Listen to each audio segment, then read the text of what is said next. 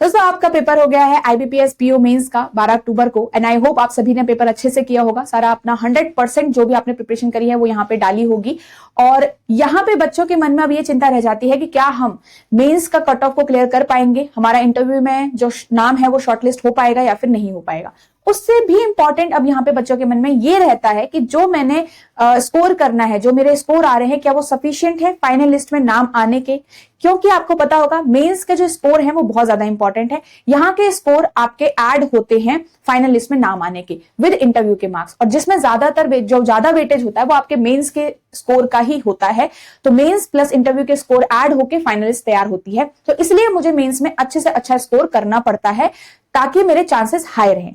अब बच्चे जो है सोचते हैं कि अगर मैं अगर एज पे हूं, मैं आसपास हूं कट ऑफ के, तो क्या मेरे चांसेस रहते हैं आगे बढ़ने के, इंटरव्यू में सिलेक्ट होने के या फिर नहीं। तो देखो गाइस, यहाँ पे आपको उम्मीद नहीं खोनी है। अगर मैं यहाँ पे आपको कट ऑफ का थोड़ा सा रेंज दिखाऊं, आप देखोगे 22 में आपका जो कट ऑफ है वो 71.25 जनरल की बात करूं, और बाकी कैटेगरीज की आप यहाँ से देख सकते हो। ठीक है, इससे पहले भी जो आपकी कट ऑफ गई है वो इससे ज्यादा ही गई है, कम नहीं गई थी, जो इसके कुछ आसपास की ईयर्स की है।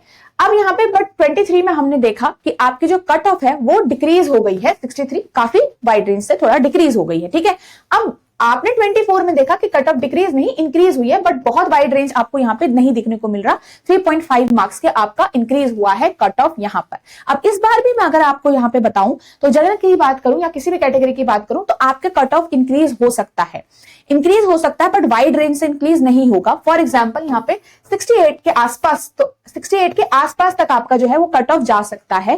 ठीक है, यहाँ पे जनरल कैटेगरी के लिए। क्यों? क्योंकि इस बार का जो लेवल है आपका डुएबल आया था। इवन डिस्क्रिप्टिव में थोड़ा चेंज था, बट पेपर का जो एक लेवल होता है वो पेपर बनाने वाला पेपर था, अगर आप पढ़ के गए होंगे तो। क्योंकि क्वेश्चन सिलेक्ट करके सॉल्व करने में थोड़ा सा लिमिटेड टाइम में कर पा रहे थे बच्चे। ओके, तो यहाँ पे आपका कट ऑफ अगर इस हिसाब से जा रहा है, मान लो किसी ने 10 प्लस मार्क्स आ रहे हैं, किसी के 15 प्लस आ रहे हैं, किसी के 8 प्लस आ रहे हैं, किसी के 20 प्लस भी आ रहे हैं, तो उनके काफी हायर चांसेस होते हैं आपके फाइनल लिस्ट में नाम आने के। क्योंकि अगर उनका इंटरव्यू 80% के आसपास भी जाता है अच्छा, तो उनके चांसेस ज्यादा रहते हैं, ये बैलेंस आउट कर देता है। बट अगर आपके, आई विल सजेस्ट कि अगर आपके मार्क्स 67 या इसके आसपास भी रह रहे हैं ना, इसके थोड़ा आसपास भी है ना, तो आप फिर भी पॉजिटिव ही रहो, क्योंकि आप उम्मीद मत खो और आप इंटरव्यू पे ध्यान दो। और 100%, बट एक चीज है, आपको 100% इंटरव्यू में फोकस करना पड़ेगा, इंटरव्यू में अच्छा परफॉर्म करना पड़ेगा, ताकि आप at the end final list में आपका नाम आ जाए। तो फिर भी आपको यहाँ पे उम्मीद नहीं खोनी, ये चीज आपको इंपॉर्टेंट है, याद रखना। Okay, so that's all.